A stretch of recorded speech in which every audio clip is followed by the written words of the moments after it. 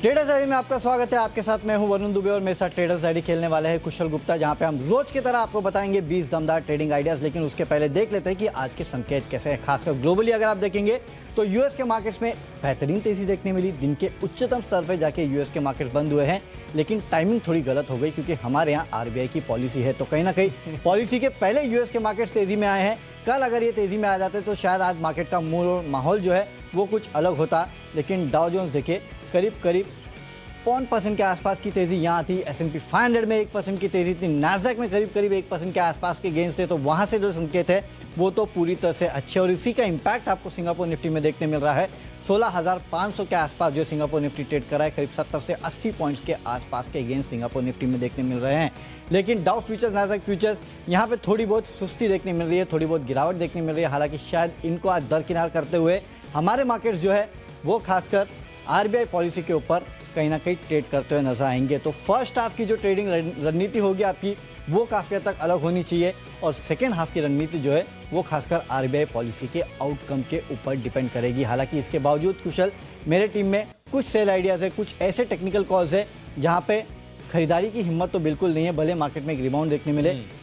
लेकिन अब देखिए सब मान के चल रहे कि 50 बेसिस पॉइंट के आसपास की रेट हाइक होगी। 50 हो भी गया तो कुछ खराब तो होने वाला नहीं है, लेकिन एक गट फीलिंग है, पता नहीं क्यों, कि 25 बेसिस पॉइंट होगा। ये सिर्फ मेरी फीलिंग है, मैं पोल नहीं बता रहा हूँ। पोल तो यही कहता है कि 40 से 50 बेसिस पॉइंट के आसपास होगी, पता नहीं, लेकिन यू नेवर नो क्या हो सकता है।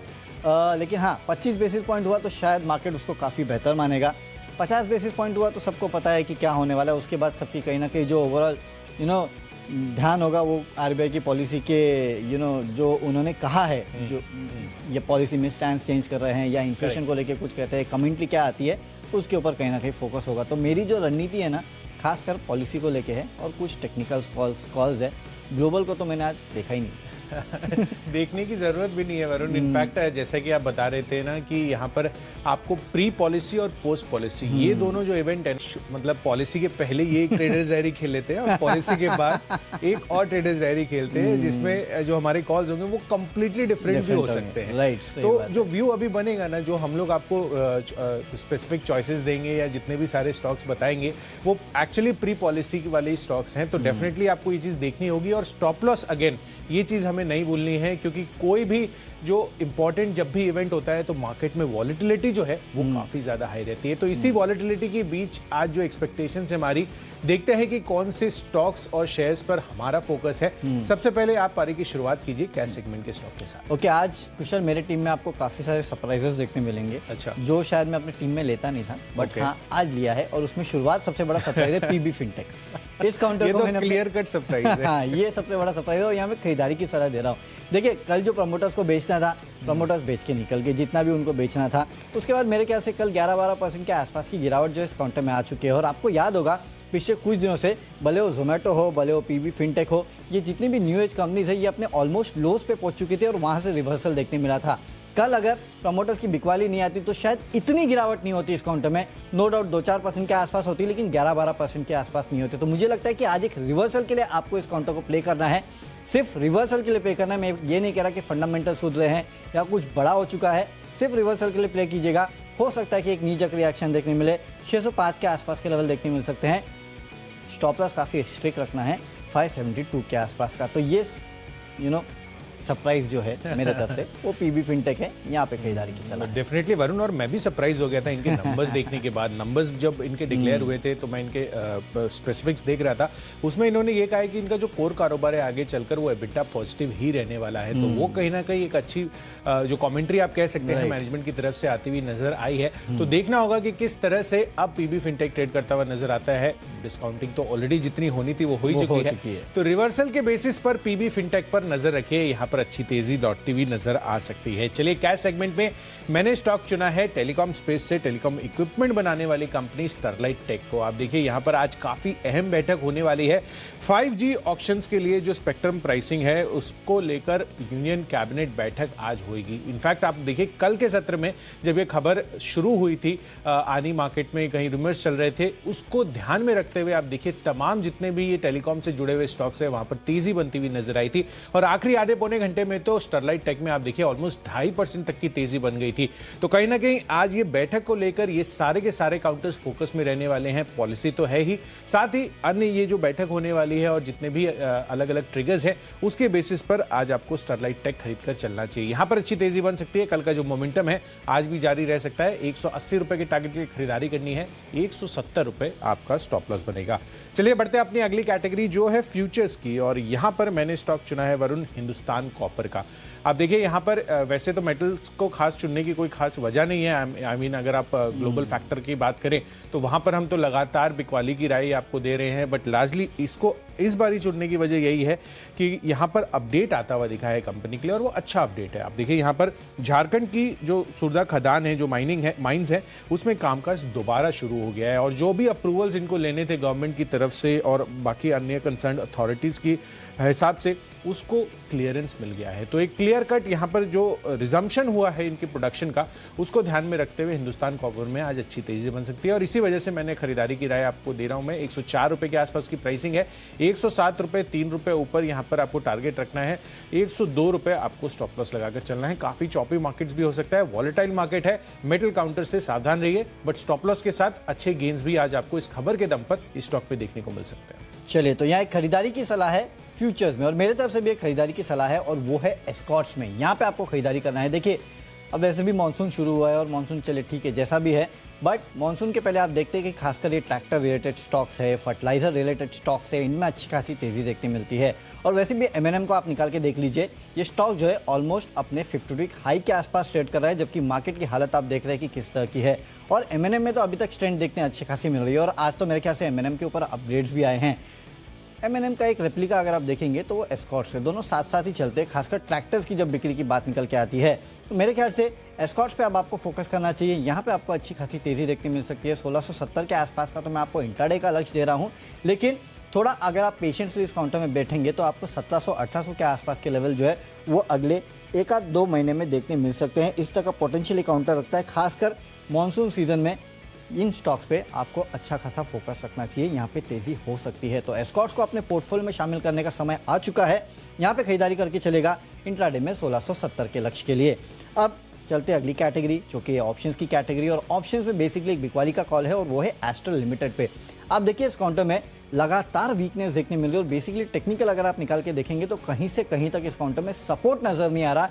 ये सबसे बड़ी दिक्कत की बात है, और एक फ्री फॉल जो है इस काउंटर में देखा जा रहा है। ऐसे ही और एक काउंटर है जिसमें फ्री फॉल है, जो मैंने अपने टीम में लिया है, वो आगे आपको बताऊंगा। लॉरस, लेकिन नहीं, लॉरस तो नहीं है लेकिन एक काउंटर है कुशल, जो कि काफी हद तक हमारा बुल बेयर कैंडिडेट भी बन चुका है, और आपके सेक्टर का है, बताऊंगा आगे चल के मैं तो वो एक काउंटर है। लेकिन उसके अलावा एस्ट्रल लिमिटेड अगर आप देखेंगे तो यहाँ पे वीकनेस साफ दिखाई दे रही है, और मुझे लगता है यहाँ पे आपको बिकवाली करके चलना है।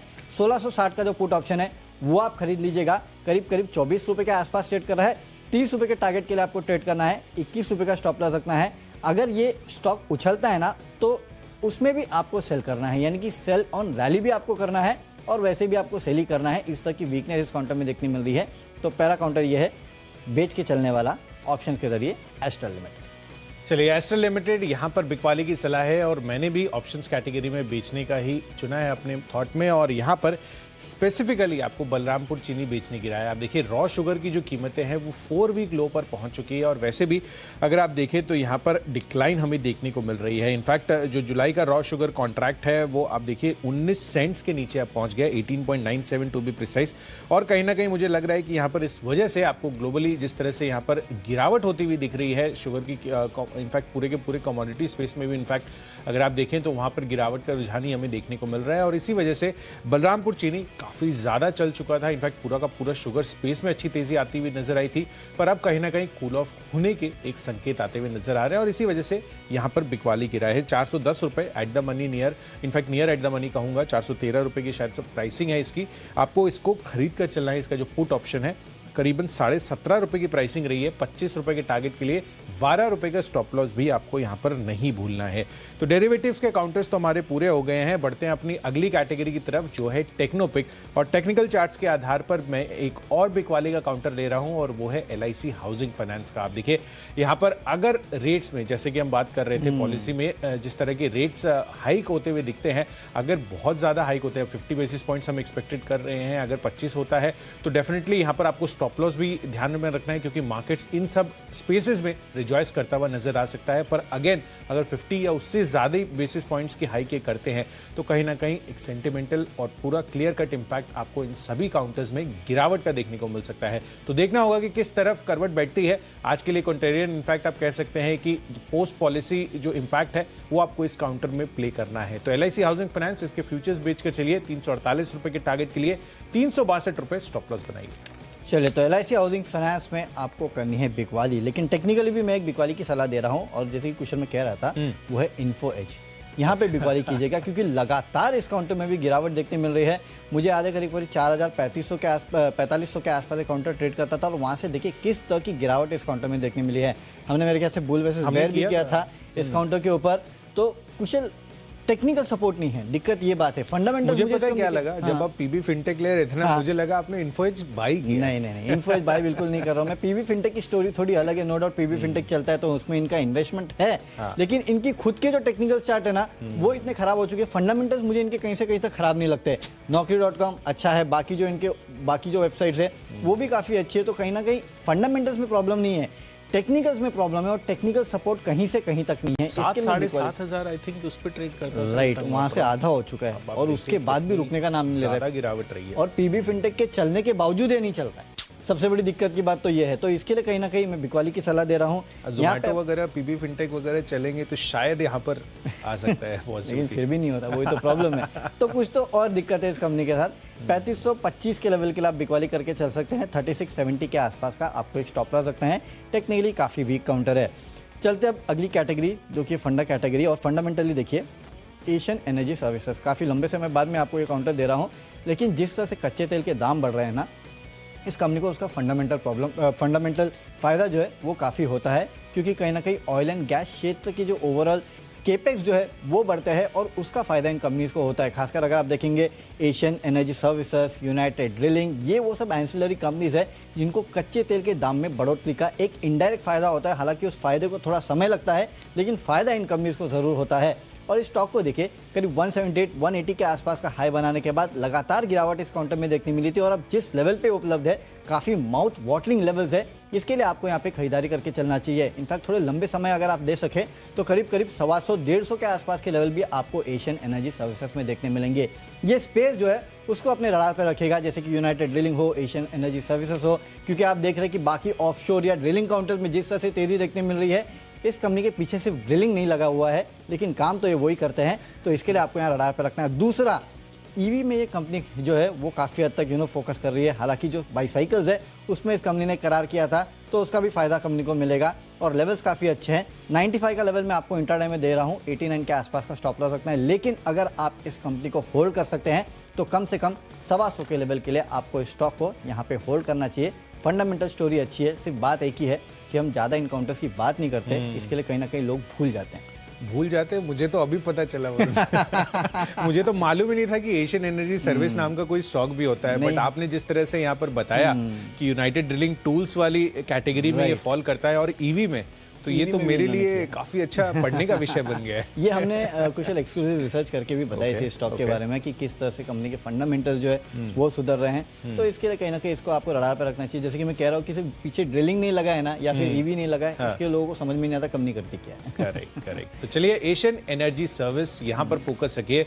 फंडामेंटली काफी बेहतरीन काउंटर लग रहा है और यहाँ पर आगे के लिए बहुत ही अच्छी तेजी बन सकती है। चलिए यहाँ पर मैंने स्टॉक चुना है HUL का। आप देखिए यहाँ पर इंडोनेशिया का जो ट्रेड मिनिस्टर है उनकी तरफ से ये बयान आता हुआ दिख रहा है कि जो पाम ऑयल पर एक्सपोर्ट टैक्स है वो ये घटाते हुए नजर आएंगे, और यहाँ पर जो प्राइस रिवीजन है एक्सपोर्ट टैक्स में वो $575 प्रति टन से घटाकर यहाँ पर $488 प्रति टन इन्होंने कर दिया, यानी कि लगभग 15% की गिरावट यहाँ पर एक्सपोर्ट टैक्स में, ये combined maximum crude palm oil export tax पर ये लगाते हुए नजर आएंगे। तो यहाँ पर एक्सपोर्ट टैक्स रिड्यूस होगा, भारत के लिए अच्छी खबर है। और HUL प्राइमरली आप देखिए बहुत ज़्यादा आप काउंटर में पिटाई हो चुकी है, तो अच्छे लेवल्स भी आपको देखने को मिल रहे हैं। तो लॉन्ग टर्म स्टोरी यहाँ पर इंटैक्ट है और इसी वजह से आपको जिस तरह के भाव अभी देखने को मिल रहे हैं, डेफिनेटली एक कंसिस्टेंट कंपाउंडर में आप इन्वेस्ट कर चल सकते हैं। तो HUL यहाँ पर खरीदारी कीजिए 2650 रुपए के टारगेट के लिए, अगले 1 साल के लिए यहाँ पर आपको होल्ड कर चलना है। चलिए बढ़ते हैं अपनी अगली कैटेगरी जो है इन्वेस्टमेंट पिक और निवेश के लिहाज से मैंने ऑटो काउंटर चुना है और वो भी दिग्गज 4 wheeler passenger in fact 4 wheeler company Maruti Suzuki. आप देखिए यहाँ पर जिस तरह से इनका मार्केट शेयर आगे चलकर ये गेन करने की अपनी जो है अटेम्प्ट्स ले रहे हैं और जिस तरह से कैपेक्स इन्होंने अनाउंस किया है वो कंपनी के लिए काफ़ी ज़्यादा पॉजिटिव है। 2025 तक यहाँ पर इनकी EV भी आती हुई नजर आएगी। बड़ा कैपेक्स 11,000 करोड़ रुपए का इनिशियल फेज 1 में इन्होंने किया है।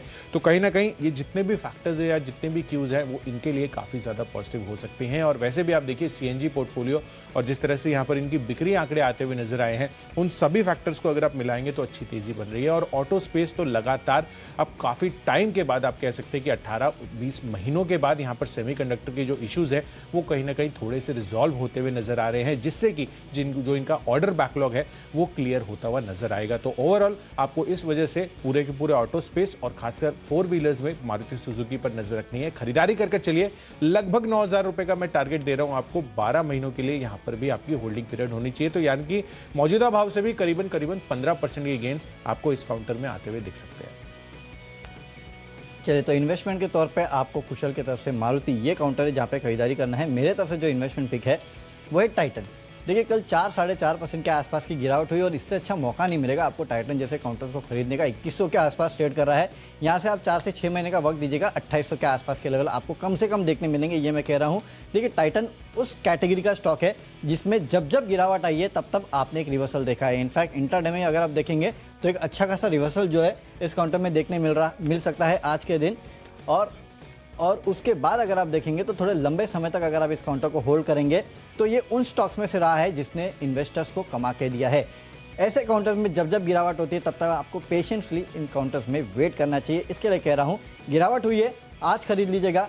2100 का लेवल है, तो कम से कम जितना आपको खरीदना है उसका कम से कम 60% जो है आज इस काउंटर में पैसा लगाइए। और अगर ये गिरता है तो आपको और खरीदारी करना है, जितना गिरेगा उतना खरीदेगा। टाइटन उस लेवल का काउंटर है, यहाँ पे 2800 के आसपास के लेवल आपको 4 से 6 महीने में देखने मिल सकते हैं। अगली कैटेगरी न्यूज़ के दम पे है और खबरों के दम पे राइट्स। यहाँ पे आपको खरीदारी करना है क्योंकि इस कंपनी ने सेनेगल की एक कंपनी के साथ MOU साइन किया है। रेल सेक्टर में टेक्निकल कॉपरेशन के लिए इसने MOU साइन किया है। तो हमने खासकर देखा है कि हाल फिलहाल में राइट्स लिमिटेड को काफ़ी सारे ऑर्डर्स मिले भी हैं और ये MOU साइन करने के चलते आज हो सकता है कि थोड़ी बहुत तेज़ी आपको इस काउंटर में देखने मिले। 255 के लेवल के लिए यहाँ पे खरीदारी करके चलना है। 240 का एक स्ट्रिक्ट स्टॉप लॉस भी रखिएगा। चलिए, तो राइट्स होगा राइट, खबरों के दम पर डेफिनेटली यहाँ पर नज़र रख के चलनी है आपको। और यहाँ पर इसी कैटेगरी में मैंने एक स्टॉक चुना है, वो है ICICI प्रूडेंशियल। आप देखिए, इंश्योरेंस स्पेस के स्टॉक्स लगातार हमारे फोकस पर अब वापस से आते हुए नजर आए। जिस तरह से प्रीमियम बढ़ते हुए दिख रहे हैं ओवरऑल भी अगर आप देखें तो जनरल इंश्योरेंस स्पेस में, और साथ ही अगर आप यहाँ पर देखिए तो अप्रैल से मई का जो इनका न्यू बिजनेस प्रीमियम डेटा आता हुआ दिखा है उसमें 62% की बढ़ोतरी होती हुई नजर आई है।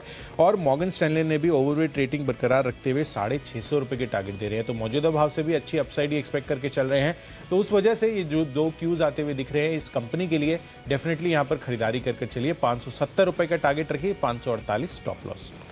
तो चलिए, खबरों के दम पर तो हमने स्टॉक्स आपको बता दिए हैं। आखिरी कैटेगरी है माई चॉइस। अब हमारी आखिरी कैटेगरी की तरफ बढ़ते हैं जो कि है माई चॉइस की कैटेगरी। और यहाँ 2 खरीदारी, एक बिकवाली की कॉल है कुशल मेरे तरफ से। सबसे पहला जो खरीदारी का कॉल है वो है कोटक बैंक। अब पॉलिसी के पहले मैं आपको कह रहा हूँ खरीदारी करके चलेगा, वो इसलिए है क्योंकि देखिए सबको पता है कि 50 बेसिस पॉइंट के आसपास का रेट हाइक आने वाला है। ये तो डिस्काउंटेड है, अब उससे ज़्यादा तो आने से रहा, आएगा तो उससे कम ही आएगा। तो अगर डिस्काउंटेड है तो भी आप तेजी कर सकते हैं क्योंकि टेक्निकल्स अच्छे हैं, और अगर कम आ गया तो भी आप तेजी कर सकते हैं क्योंकि फंडामेंटल सुधर जाएंगे। इसके लिए हर पैमाने पे मुझे लगता है, और ये वो स्टॉक है जो कि अच्छी खासी तेजी दिखा रहा था, इसके लिए मैंने इस कोटक बैंक को चुना है। 1900 के लेवल के लिए खरीदारी करना है, 1830 का आपको स्टॉप लॉस रखना है।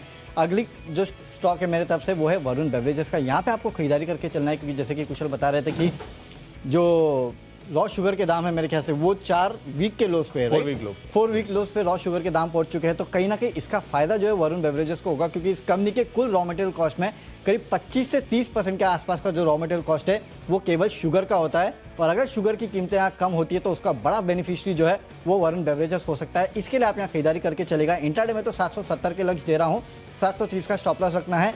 लेकिन अगर यहाँ से शुगर के दाम लगातार कम होते हैं तो इस कंपनी को अपने रडार पर रखिएगा, मार्जिन्स में अच्छा खासा सुधार हो सकता है। और आखिरी स्टॉक है अपोलो हॉस्पिटल। यहाँ पे आप बिकवाली करके चलेगा।